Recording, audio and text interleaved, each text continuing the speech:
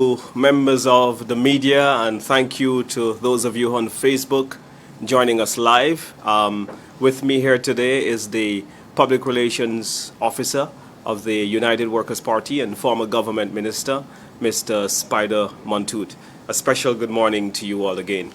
We have found it necessary to come to you this morning to address some very important matters which have come to the surface in the ongoing CIP scandal which is brewing in our country. I am forced today to quote Nobel laureate Derek Walcott again, who said to a reporter quite famously that our country is whoring. And Walcott was at the time responding to questions from a reporter about his thoughts of a development at the base of the Majestic Peaks, the World Heritage Site, the Peter Management Area. And Walcott then said famously that our country is whoring. It means, for those of you who are not familiar with the old English word of whoring, it means we are simply prostituting our country. Recent developments in the CIP has led me to again quote Walcott, whom I have previously quoted publicly. I have in my possession a memo from the St. Lucia Citizen by Investment Unit. And the memo comes from Emmanuel McLeod, signed on the second page, and it is addressed to authorized agents, promoters, and marketing agents of the CIP program for St. Lucia. The date of the memo is the 1st of February 2024. The memo goes on to say this: St. Lucia Citizenship by Investment Unit is pleased to announce that the introduction of its latest application forms and new investment option commencing Monday, 5th of February 2024. The new application forms create a simpler and more efficient method of collecting critical applicant data while eliminating redundancies associated with the existing ones. No problem there. I will go to the third paragraph of the memo. It says, titled, "The infrastructure option, this investment category falls within the existing enterprise project investment as option 3. This latest option offers an expanded option for developers to invest in projects which are towards enhancing the country's infrastructure.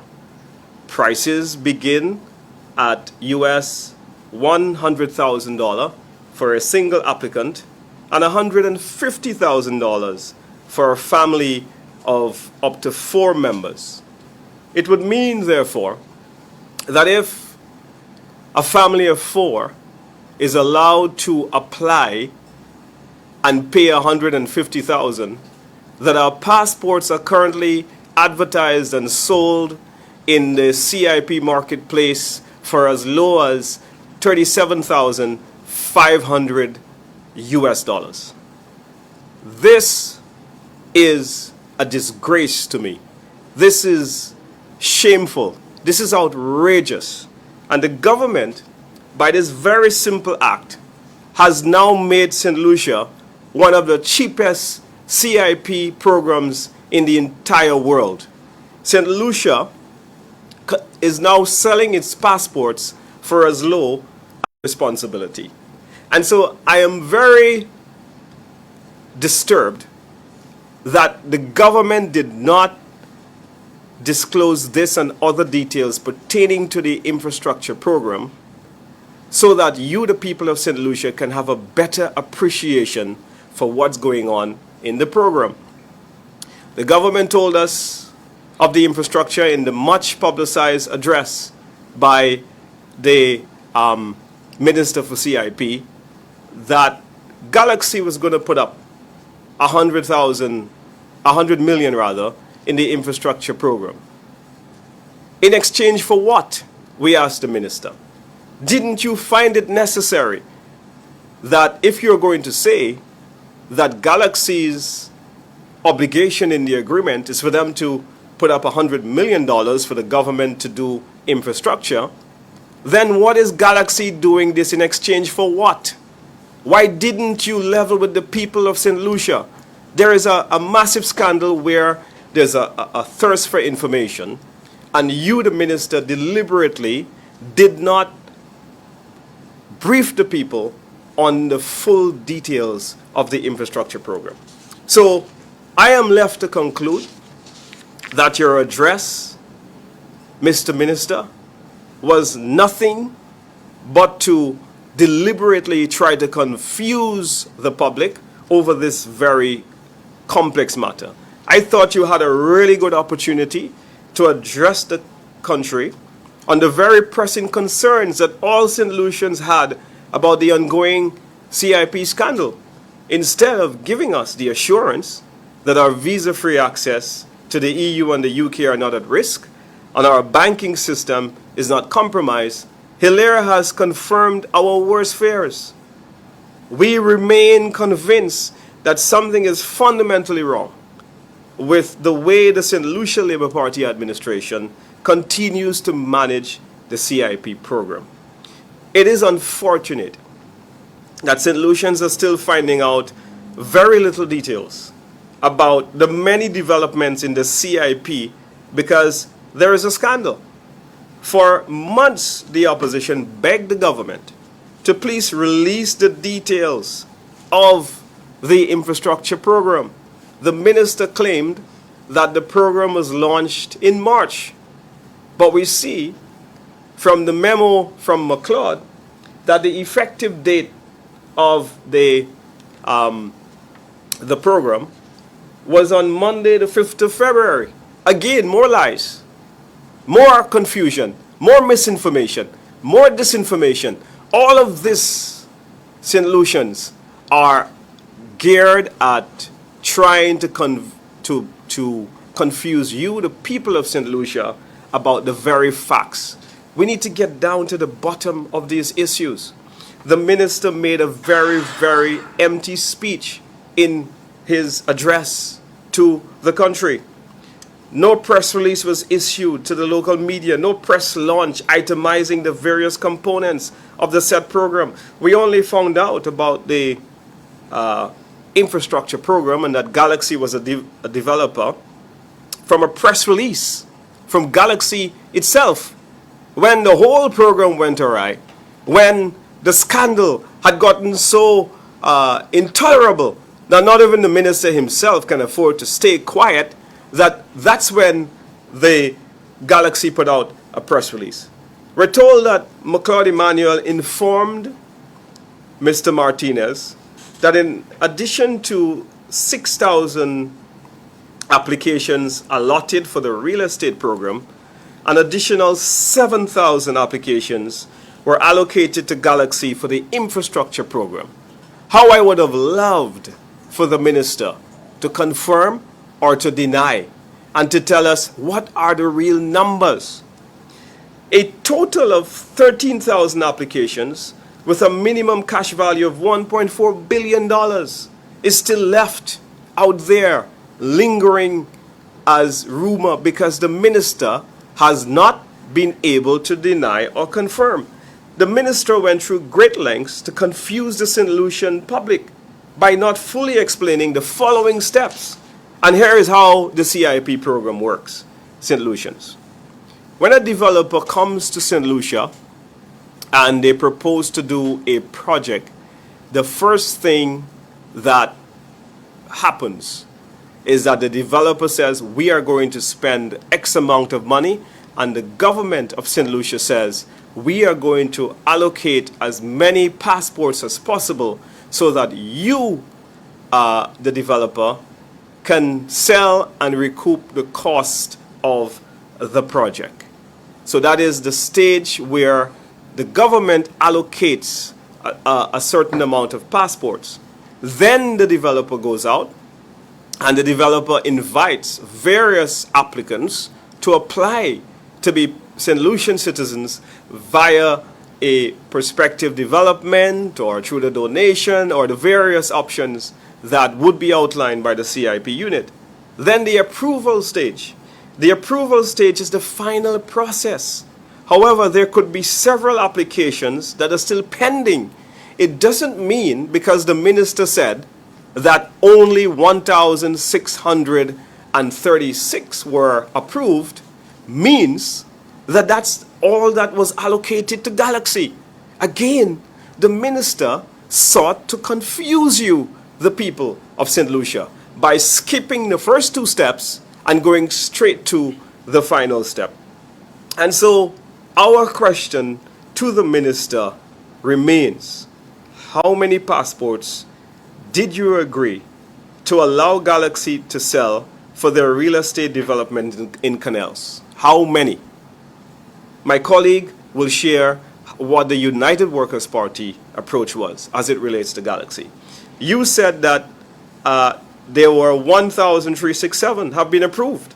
How many approvals are pending is the other question. Why are you running away from dealing with how many passports did you agree with Galaxy for? That's the issue. Please stop trying to confuse the people of St. Lucia. Stop trying to play politics with this rather important issue of international proportions. We have a scandal on our hands, and the minister and the government must come clean to dispel our fears. We also have questions relating to the infrastructure program. One, is Galaxy putting up $100 million for free? How many passports did you allot?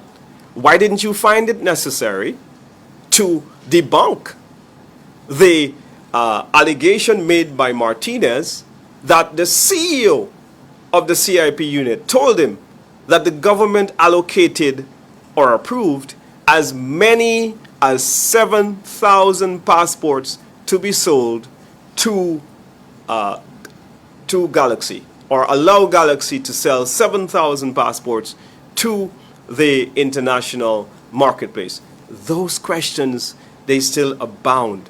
They still loom large. And we need the minister to come clean to let us know what is really going on with the CIP program. In the meantime, we will continue to call for the minister's head. We are calling on the Prime Minister to relieve the minister immediately of his portfolios because he failed to give account to the nation. Coming and say that you're going to do an audit, an operational audit, while you haven't done for the last 2 years, no financial reports on the CIP unit. Do you believe that it is responsible? How can a minister of government feel comfortable knowing that financial reports have not been done for the last 2 financial years of April 1, 2022 to March 31st, 2023, and for April 1, 2023 to March 31st, 2024. Those 2 reports are outstanding. All other reports are published. What does the minister have to hide? Why is he so sketchy with the information? Why is he so reserved with information that we, the public, are still seeking to make a proper judgment as to what's going on with our CIP program? I'll stop here for now. Invite my colleague, the PRO, Mr. Montoute, to make some open statements so that we can take your questions following that.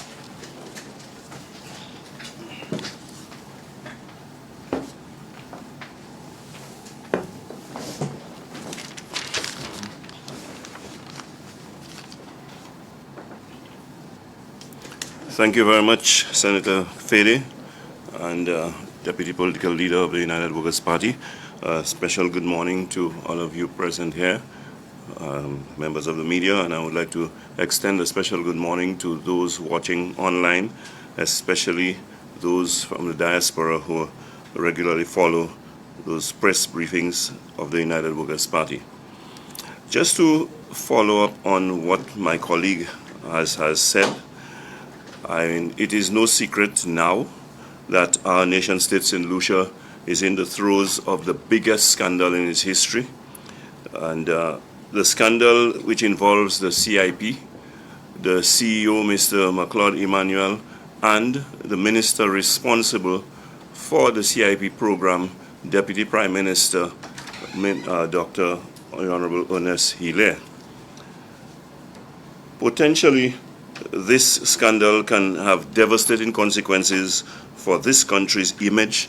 We mentioned as a defendant in the RICO lawsuit filed in the US, has sought to treat this scandal in the usual manner that has now become the MO of the SLP government. Instead of addressing the pertinent issues, Dr. Hilaire chose instead to divert attention and cause distractions with red herrings, innuendos, scapegoating, and partisan political rhetoric. I want to now address some of the issues raised by Dr. Hilaire. An obsession to Dr. Hilaire, and to the SLP as a whole. So Dr. Hilaire mentioned that Galaxy was brought to St. Lucia by the United Workers' Party, which is a fact that the United Workers' Party does not deny. However, what this has to do with the fact that there are those allegations taking place under his watch, his tenure, he did not explain to us. Having brought Galaxy to St. Lucia, the question is whether the United Workers' Party engaged in or entertained any wrongdoing or illegality involving Galaxy. Has there been any allegation, or just like the former government in St. Kitts was named in participating in illegalities, fraud, or wrongdoing, it is, like Dr. Hilaire said, instructive that the United Workers' Party nor the Honorable Alan Chasney were named in the RICO lawsuit.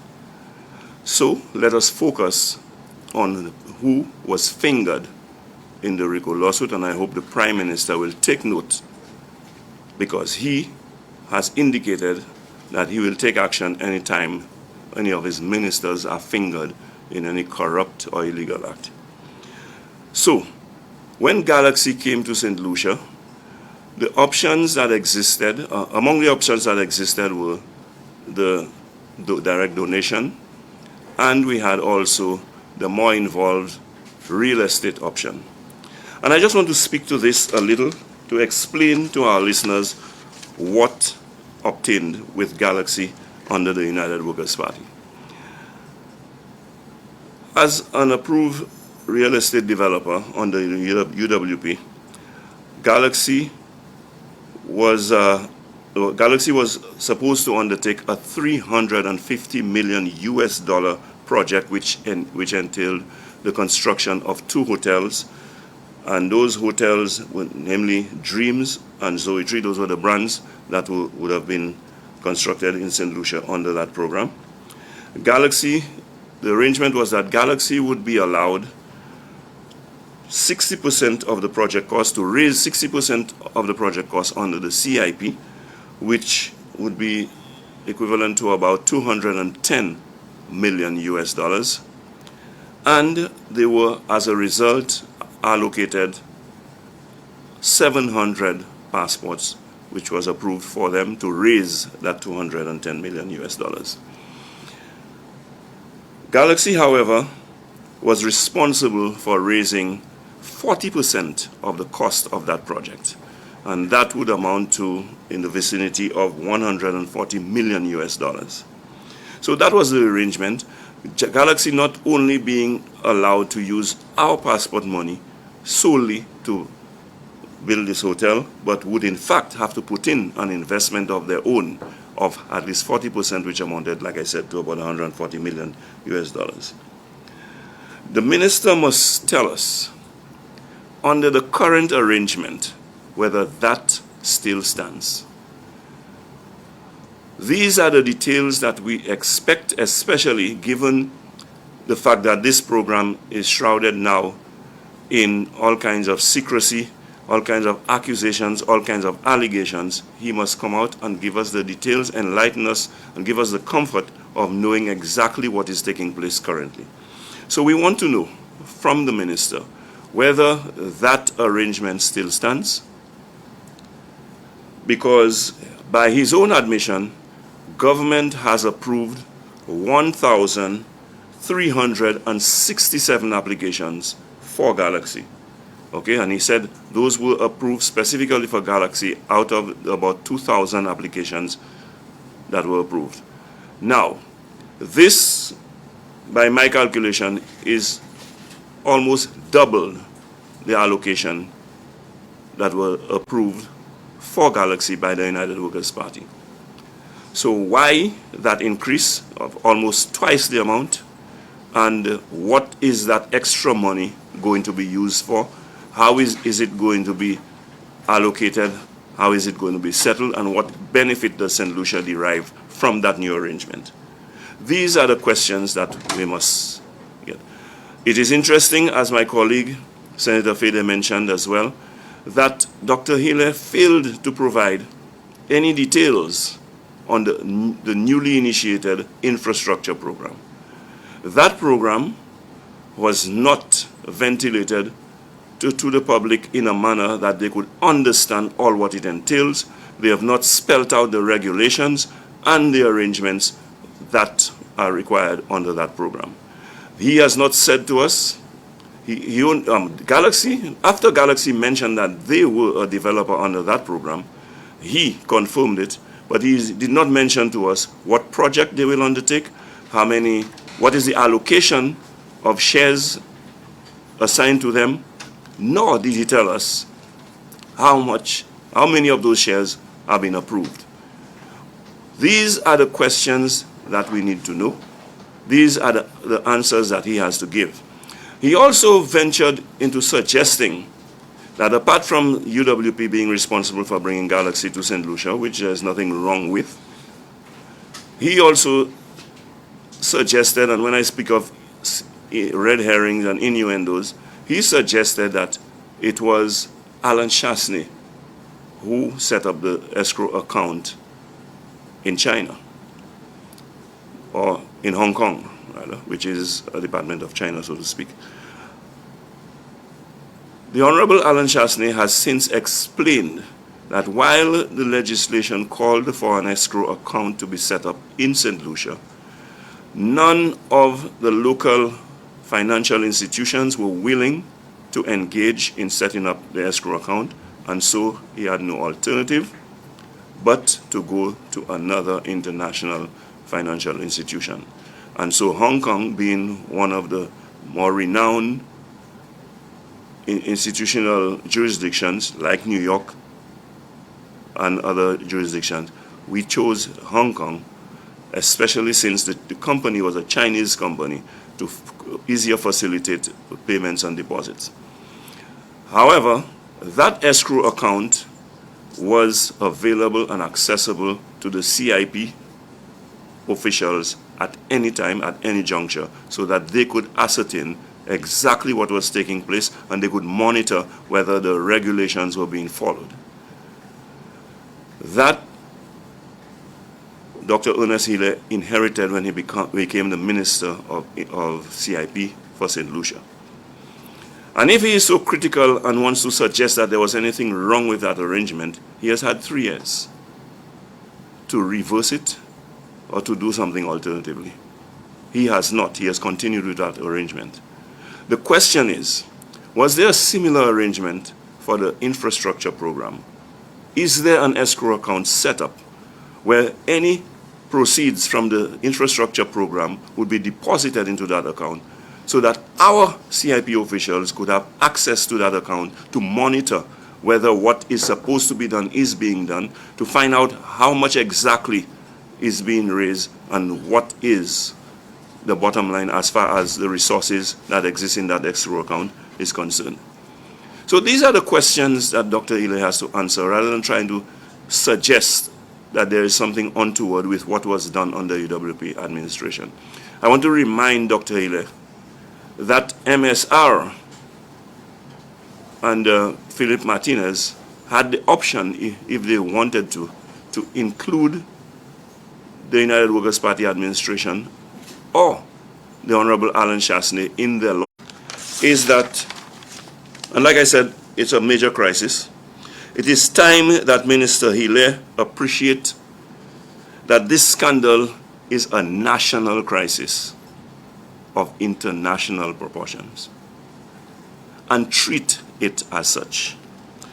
What is expected of Dr. Hilaire, or what was expected of him in his address, was that he would take the matter seriously and make a decisive statement addressing the allegations that have been made, making full disclosure of information pertaining to our CIP program and its current status, and like I said, including details of what is taking place with the secretive infrastructural program. As well as, in addition to this, we expected Dr. Hilaire to make an announcement of the honorable, obvious next step, in that he would tender his resignation, step down as a minister, while and until he cleared his name, he cleared the air, cleared his name and the allegations swirling around him and the program. It is incumbent upon Dr. Hilaire to take this time, after he has stepped down from being minister responsible for the program, or minister of our cabinet for that matter, to prove his innocence and that he was not engaged or involved in any wrongdoings that were mentioned in the lawsuit by MSR. A lawsuit in which he was cited as a co-conspirator, and we were told that he would be, if I should say, upgraded to the status of defendant. That is serious. Calling on the Prime Minister, as leader of this country, to do the right thing, and he too must make a statement pledging his commitment to conduct an independent investigation of what has transpired, what is taking place in our CIP program. And he must demonstrate his appreciation of the gravity of this scandal by relieving the CEO, Mr. MacLeod Emmanuel, of his responsibility as head of the CIP, and by requesting, if the minister has not done so voluntarily, by requesting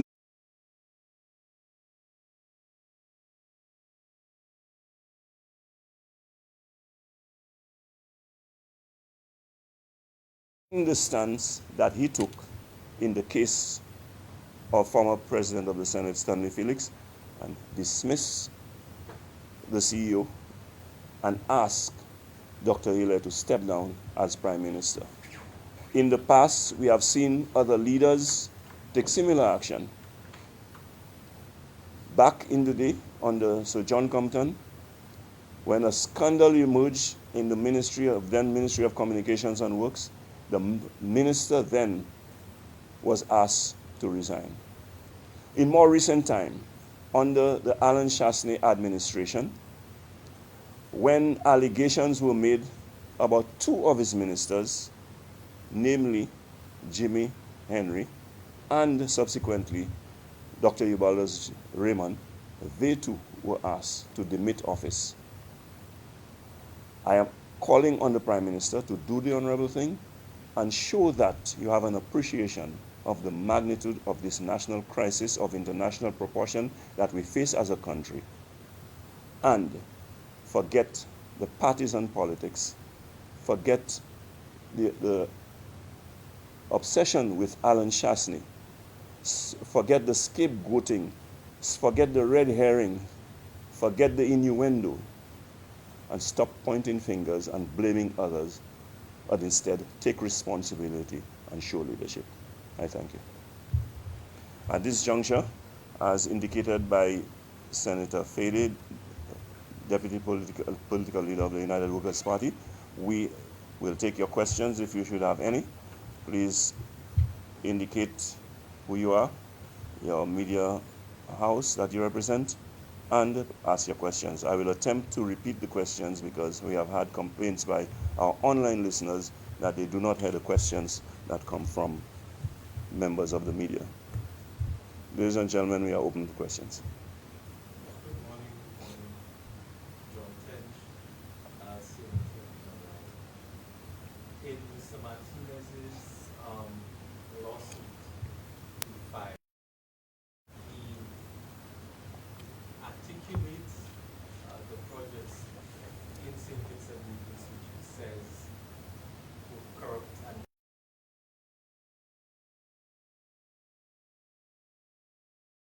we were seeing in St. Lucia's case, he was being rather general. Which project or projects do you think that Mr. Martinez is referring to? What? Pardon? You want to take it? Okay, go, no problem.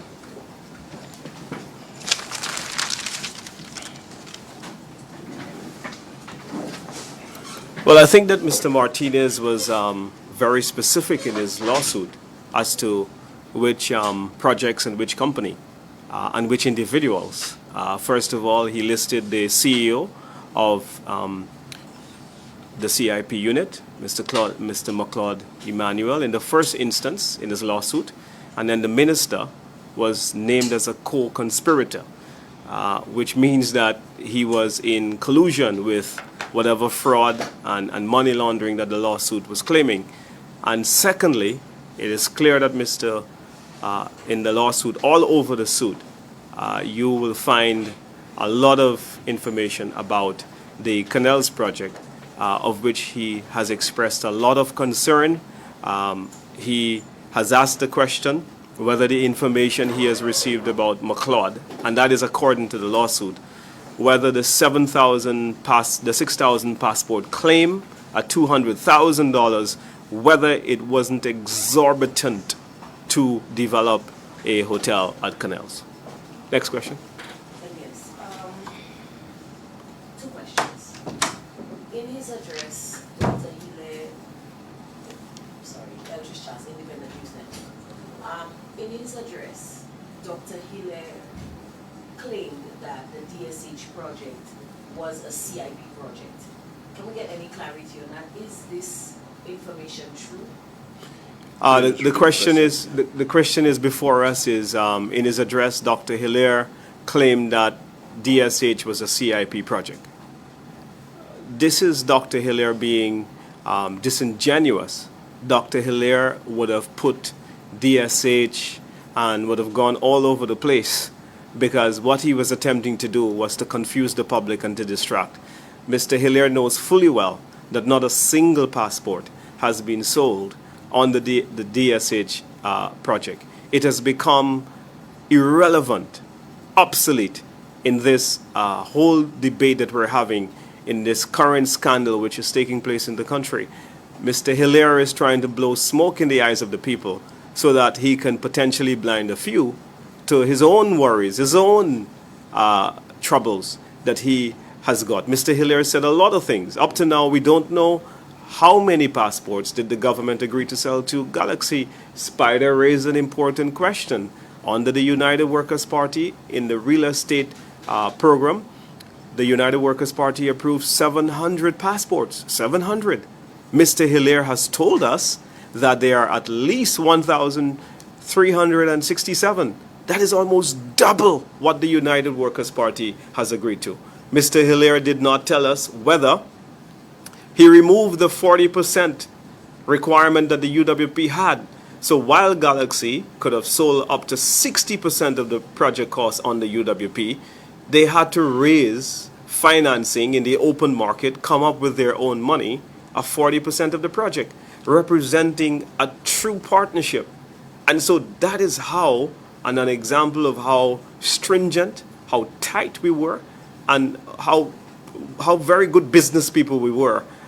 I'm sorry for Mr. Hilaire.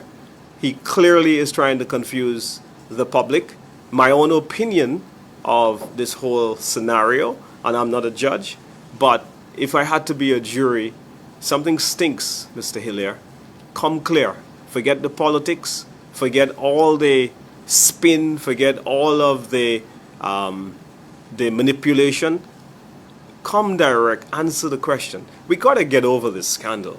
This is important for our future. Too much is at stake. You've got people who can lose their visa-free access. This is important to many St. Lucian families.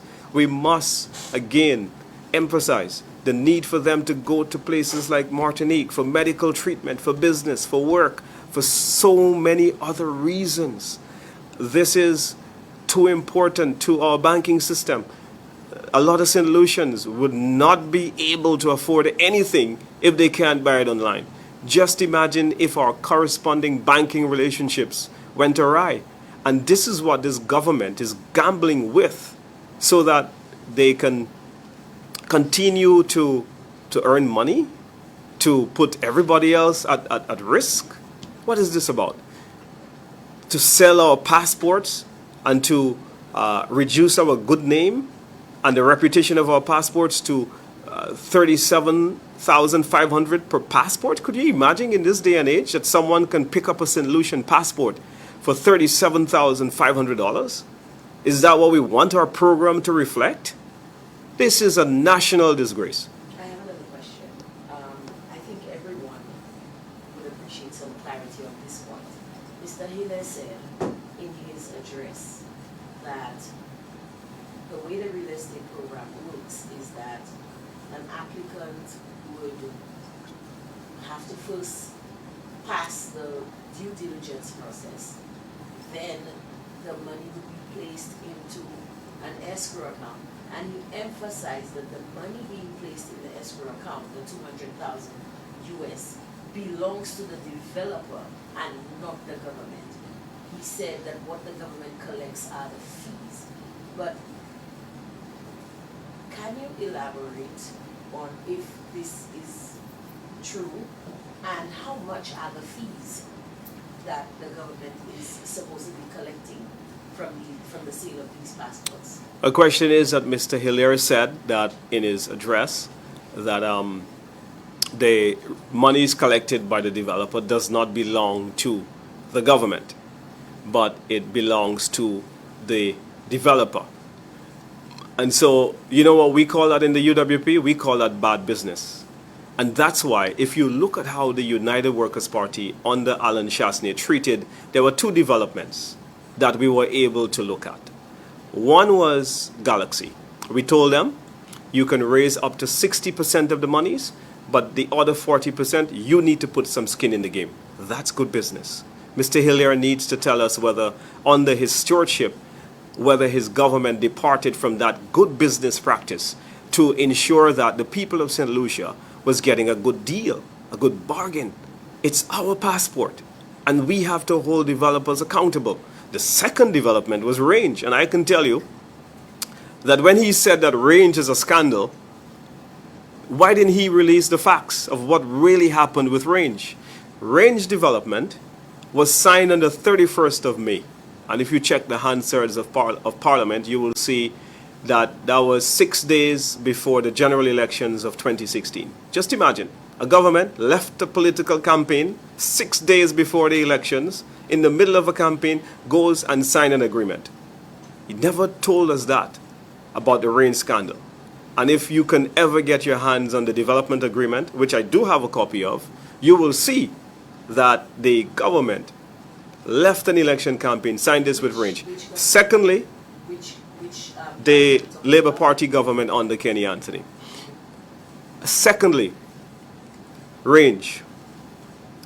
Alan Chasney, as Prime Minister, said, I don't like the real estate program for the very same reason that you raised, that the money does not belong to the country, but it goes to the developer. So in effect, you're giving the developer a free hotel. So what we then decided was that, look, the donation program is where the money comes to the government. So you can now go out, raise the monies for the donation. This is what we said to Range, because we were the new government that had come in the very infancy of the development agreement. And we said, go out there and raise the money. It will come into the donation where we have control. and we will then unloan the monies to you.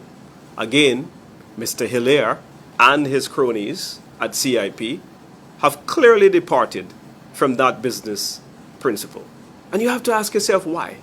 Why would the government continue to sign bad deals after bad deals after bad deals? You have to, it then raises very serious questions. Who is benefiting? Who is benefiting? And so now, we know that he changed the agreement with Galaxy. Sure. Let me just interrupt you.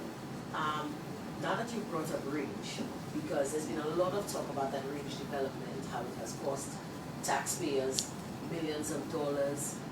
Can you just state the facts as to what really happened with range and how taxpayers became liable in that deal? Taxpayers were never liable. Mr. Hilaire is the master of untruths. He has always been a liar to the people of St. Lucia. And let me explain to you. So, Range had raised about $22 million US. And all of that money went into the state's account. Okay? Because what Range was doing was selling the donation program to the marketplace. And we collected the money. We had to then establish the National Economic Fund Act, a piece of legislation that would give government a legal instrument to lend the money back to Range. So then, instead of Range going off with the money, which obtains now with Galaxy and other real estate developers under the St. Lucia Labour Party administration, what we said to Range was, we are going to be responsible, we will own our own money. It's our passport, it's our money. We didn't do the National Economic Fund on time. We were making this change, and legislation takes a long time. And then we had to part ways with Range because Range was getting impatient. And so in parting ways, Range had already committed certain amount of monies to prepare for their designs and preparatory work. We then also of the people and the government of St. Lucia. And that is the absolute truth. Which you said when you answered, when you responded that Mr. Martinez was clear in the project being undertaken by Caribbean Galaxy, with which alleged corruption would have occurred. But in his lawsuit, in his 132-page lawsuit, no mention of canals, of zoetry, of No, trees. I think you need to read the lawsuit again, sir. I have Yeah, read the I think you lawsuit. need to. I would advise you to peruse it again. I have read It is in absolutely full. clear. I've read it in full. It is. It is. I've read it in the morning, the breakfast time, lunchtime. He did not mention this. We, However, we can infer. yeah, since but we don't. Caribbean We don't Galaxy- have. We don't have a similar recollection of the facts. But however, we can infer. That's fine. We can infer that he's referring to the resort in Canals. In the lawsuit, he has stated that in St. Kitts, alleged corruption would have commenced at the project's inception. If that is his claim, and if that is what he's bringing, we could say that he might believe that this is what is happening with the Canals Resort. In 2021, in your party manifesto, you guys said that the Canals Resort had already started, that it was your position, you guys were going to bring it forward. So if Mr. Martinez's claims are to hold true, then he's suggesting that some sort of corruption that occurred when you guys were in office. It is either that, or Mr. Martinez, as I am saying, has not been clear and has not stated which project undertaken by Caribbean Galaxy is fraught with corruption. All that he said- clarify those things you're asking there. All that he said was that 11,000 passports, thereabout, were undersold. How is that? How do you reconcile with these facts? So one of the things that I have with in life is not to deal with hypotheses. I can only deal with the facts before me.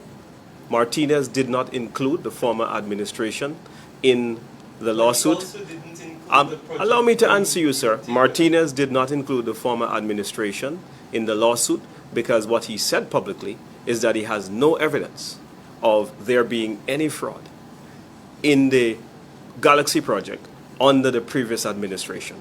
I can tell you that the bureaucracy and the watertight nature in which we handle that project, I can tell you it frustrated me sometimes, being a member of the cabinet, because our CIP unit, I used to describe them as overly bureaucratic. That's how tight they were.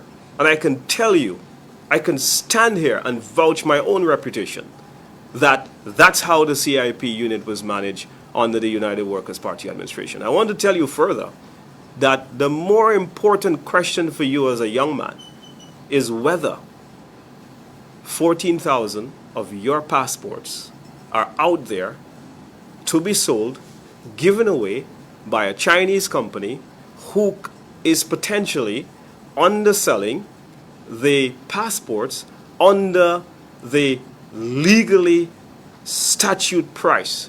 That is the fundamental question.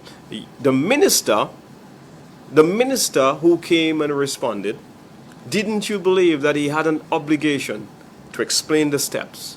How many passports did you give to Galaxy? How many people have applied? How many have you approved? And how many applications are pending? These are the facts. I don't have time for conspiracy theories and what is not included. I think if we went there, I think we will all get cancer worrying about those facts. What we need to do is focus on the very important facts. This is an international scandal, my friend. In the minister's address, he alleged that the opposition is in collusion with Mr. Martinez. What's new? Is that true? He alleged further this time that an attorney would have met with Mr. McCloud Emmanuel to coerce him to go to Washington, and that attorney has been used by the former Prime Minister as his personal attorney. What would you say to that? I want you to put yourself in Mr. McCloud Emmanuel's shoes. You are a very intelligent young man, you. And if you know that there's a pro-UWP lawyer, would you personally take advice from a UWP lawyer if you're working for an SLP government? I leave you to answer that question. And then the other thing I want to say to you, that's what the minister claims. He claims that that is the Prime Minister's personal lawyer. That's what the minister alleged.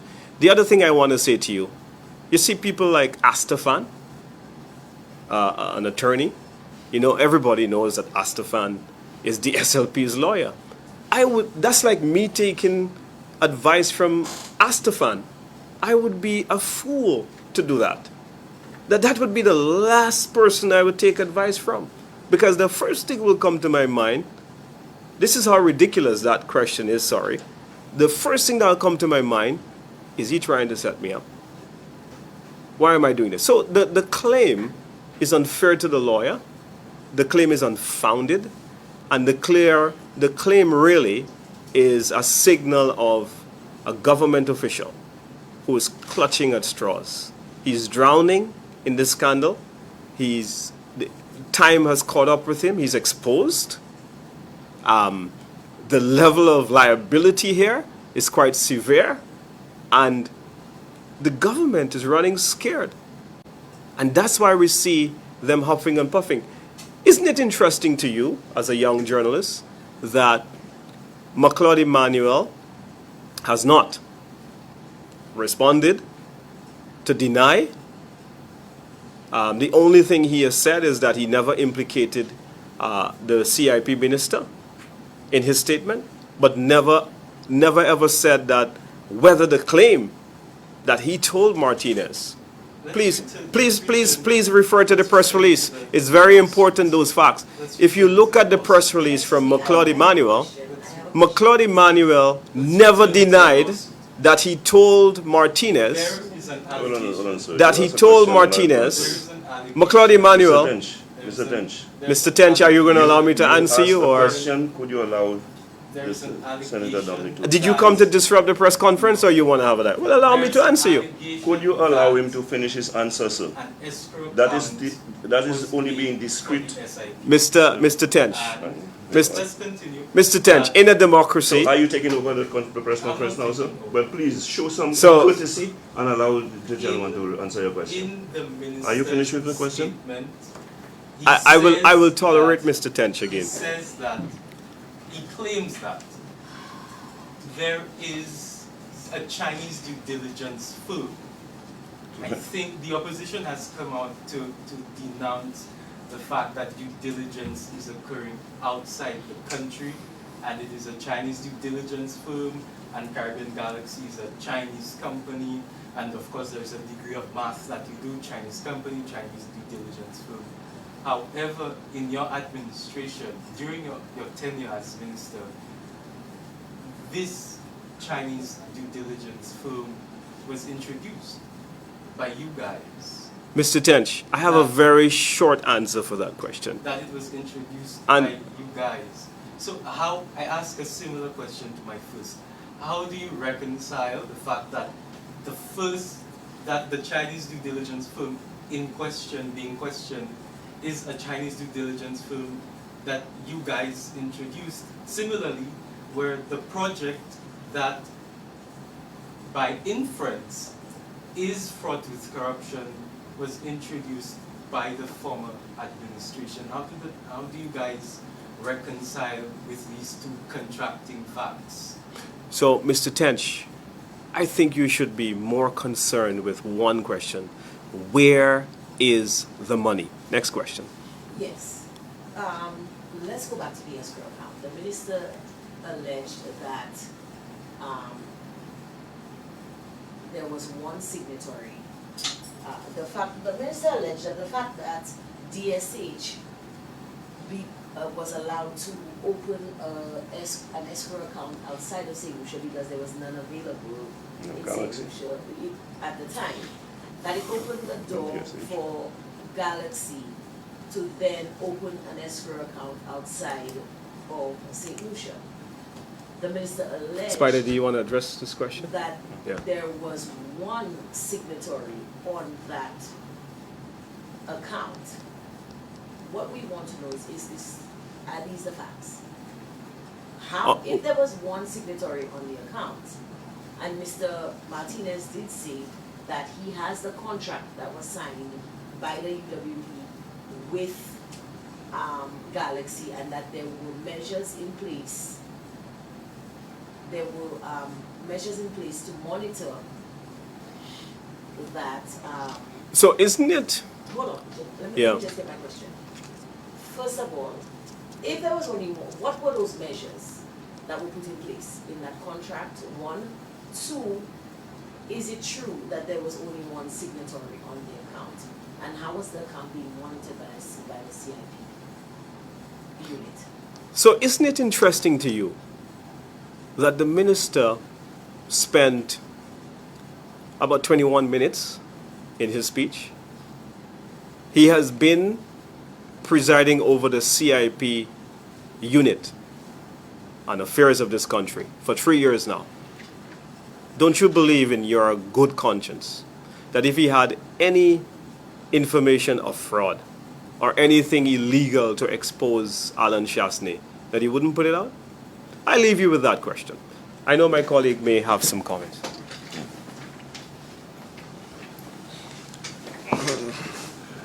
And while I prefer to stick to the pertinent issues that deals with the scandal that is looming over our country, which I describe as a national crisis of international proportion, I will just ask a few questions that may guide you.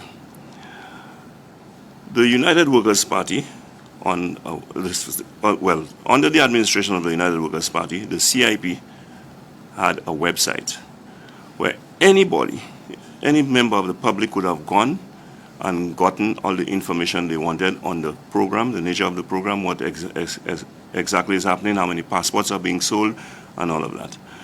In addition to that, as is required by law, we presented on an annual basis to Parliament a report on exactly what transpired in the CIP program, a parliament which Dr. Ernest Hiller at the time sat in.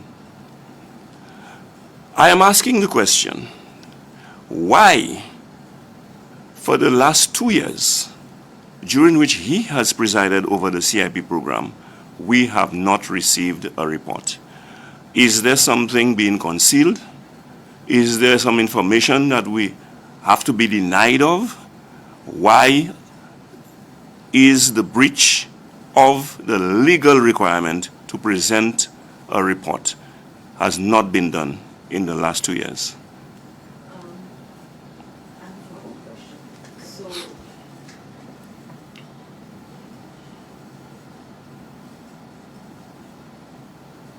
there was an allegation by Mr. Martinez, and you mentioned it earlier, that 14,000 units was allocated to Galaxy. Right. The minister said that they've only approved 1,367 passports. Take us through the timeline. How long does it take how long does the application process take? Well, From somebody applying and going through due diligence, at what point is the money paid into the account? And how long would it take normally from application to citizenship? okay, these are the details we thought that would have come out of Dr. Ernest Hiller's address to the nation. What I can tell you is that during the tenure of the United Workers' Party, I sat in cabinet and I knew of the complaints, not only by applicants, but even by members of cabinet, about how tedious, how bureaucratic, how long drawn out the process was. It took months, over 6 months at times, for an approval to be granted. And the justification at the time was that due diligence had to be exhausted before they can grant. And not just local due diligence. After the due diligence was done locally, it was done regionally, the information was passed on to our international partners to verify. And so that took a long time. Today, I cannot tell you what obtains in the true fashion of our secretive government, who is not transparent, not willing to provide information, not willing to answer questions. We do not know. And even when allegations are made by outside agents, such as MSR, we would expect that some light would be shed to us, because we are the principals in this, the citizens of St. Lucia. Our officials instead prefer to engage in gaslighting. They prefer to engage in flashing red herrings. They cast innuendos and engage in partisan political rhetoric like they always do. That is not what is required right now. We want answers so that we, the citizens of St. Lucia, can rest assured and be comfortable that all of those allegations are unfounded. Okay, what I'm trying to ascertain is whether or not monies would have been paid before the due diligence begins. No. Okay, let me just explain this. We have done that before. Let me just explain it. In the CIP program, you will have an agent who will apply. When that application is sent, it is after the due diligence process and all of that is done. If you accept that that person is suitable to become accepted in the CIP program, you will grant an allocation of a number of shares or units to that individual or company. In the case of Galaxy, the United Workers' Party allocated 700. A person looking to obtain citizenship, Right. not an agent. Yeah, but in the case of a person, if you successfully go through the due diligence, then you'll be approved as an agent. But if you are in the real estate program, that is what I can speak of because we have no information on the infrastructure program. If you are going into the real estate option, like both Senator Dominic and myself explained, in the case of Galaxy, we granted them 700 shares. Okay, Minister, I don't think you understood my question. Let me just reiterate. What I'm asking you is, if an individual, myself as a person, Right. would like to become a citizen, A citizen, of St. Lucia right.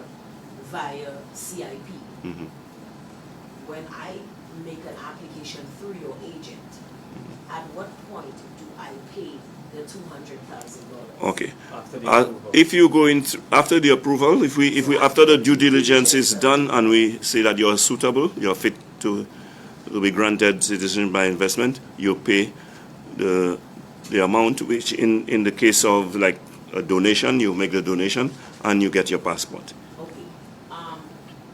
At this point, after I've paid this money, what happens? Well, if you just want to hold a St. Lucian passport, that is the end of the story. But if you're going into the real estate option, and that's what I was trying to explain to you, if you're going into the real estate option, you are saying that in addition to just having the passport, you or your agents want to engage in some investment in St. Lucia. So you become a developer. And you may choose to in your investment, build a hotel, or whatever investment you choose to go into. In the case of Galaxy, it was hotels. And so to do that, we're going to grant you, you're already a citizen by investment, but we're going to grant you a number of passports that you can sell to other agents who want to invest in your program.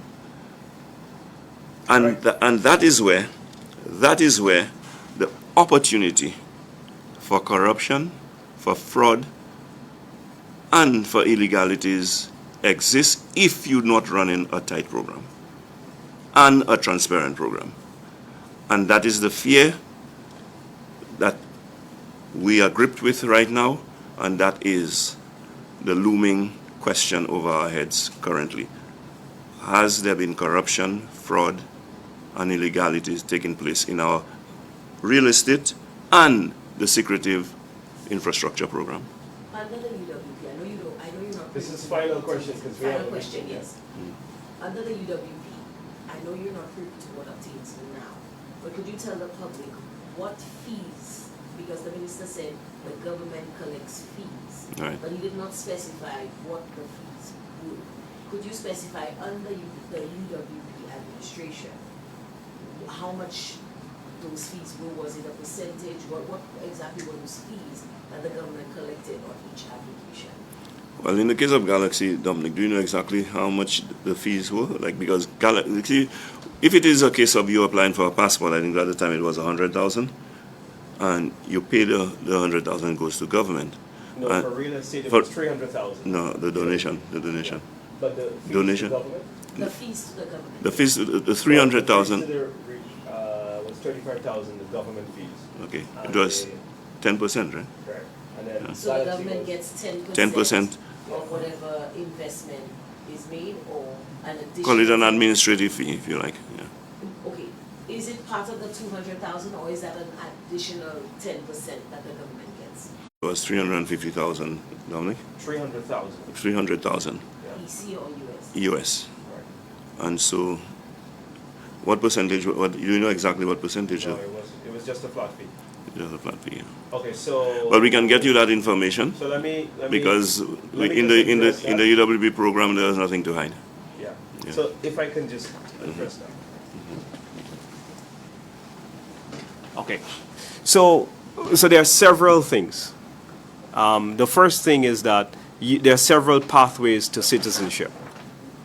So you've got the donation program, which is the most beneficial to St. Lucia, in that the fees go to the government straight.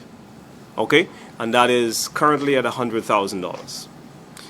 The real estate, while we were in government, the application fee that the applicants had to pay the government was $65,000. $65,000, but then they also had to pay the developer $300,000. So $300,000 goes to the developer, $65,000 go to the government of St. Lucia per file. Okay?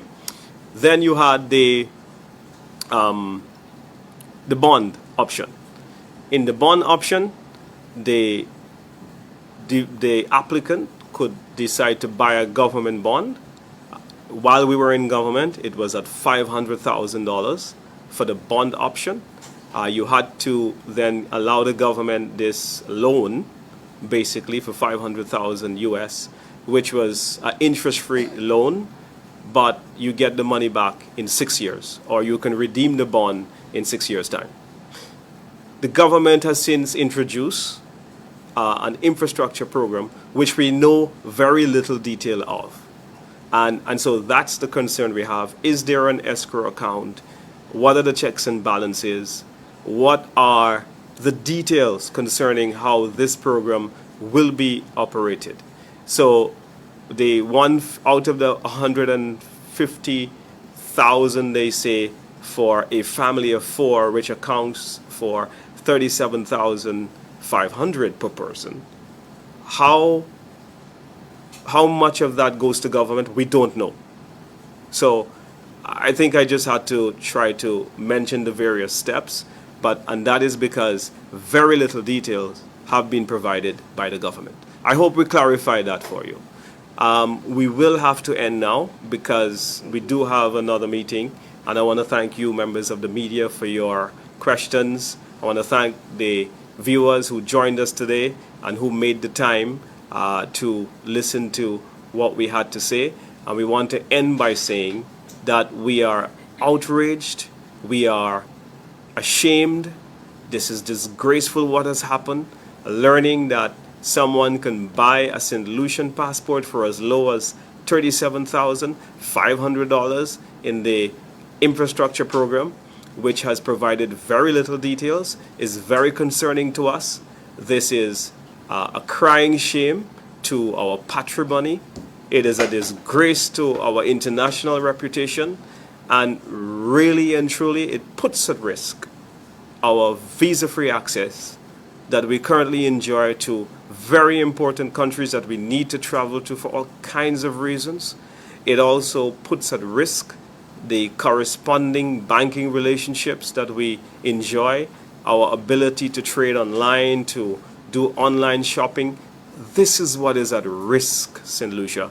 While the government was telling you that it was difficult for them to issue you St. Lucians passports, they were selling passports and telling the international marketplace through the CIP program that they will approve passports for a maximum of 30 days. So within 30 days of applying, CIP applicants were assured of passports, while the people of St. Lucia did not have the same level of efficiency, the same level of care, and the same level of thought.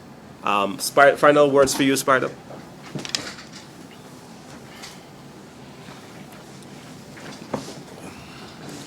Yeah, to end, I just want to reiterate some of the calls that I made earlier. I have indicated that we have an appreciation of the magnitude of the crisis that we face, the scandal that is looming over our state, and we call on the government to take it seriously, to desist from, again, all the scapegoating, the red herring, the innuendos, and so on, which has not provided any relief, which has not cleared the air as to what is going on, which has not helped the situation one bit, and which the international community has no interest in. What we have to do is to save the reputation of our government, to protect the integrity of our CIP program, and to erase the solid stain that has been placed on our image as a country. We need to come out and be transparent, be open, give as much information as is required to clear the air. And while Mr. McLeod, who is a defendant, proceeds in clearing his name and proving the allegations about him and the program to be untrue, he should be asked to demit office. And while the minister responsible who has not dealt with the relevant issues as yet.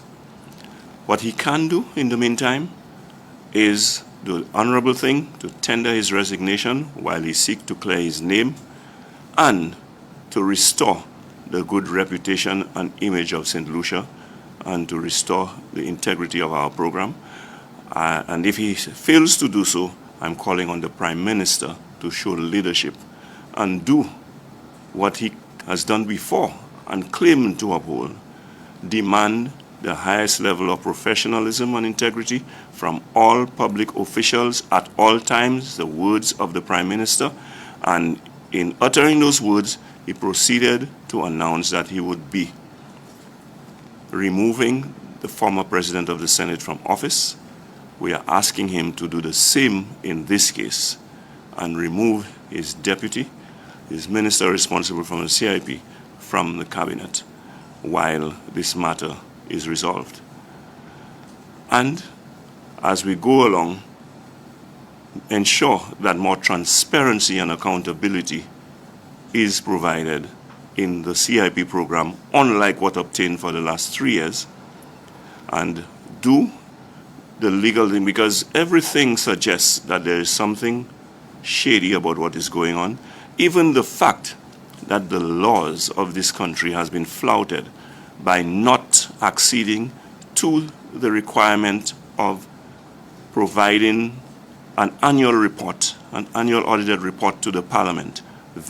The transactions that have taken place in the last 2 years, we want to know where we stand as far as is concerned, and the 1,367 passports that have been approved, where has that money gone to? Is it in the escrow account? How much exactly is in the escrow account? What is the benefit to St. Lucia? How much does St. Lucia benefit? And these are information that we are entitled to as a people. It is our country, it is our passport, it is our future, and the risk that we are placed under right now is ours to bear. And let me just remind St. Lucians, quite apart from our reputation, our image, and our integrity, you stand possibly to face the wrath of our international partners who have granted us visa-free access to their countries. I want to thank you, members of the media. I want to thank those of you who have been watching online. And we ask you to join us once again as we stay on top of this situation in the interests of our country, for the good name of our country and our people. Thank you.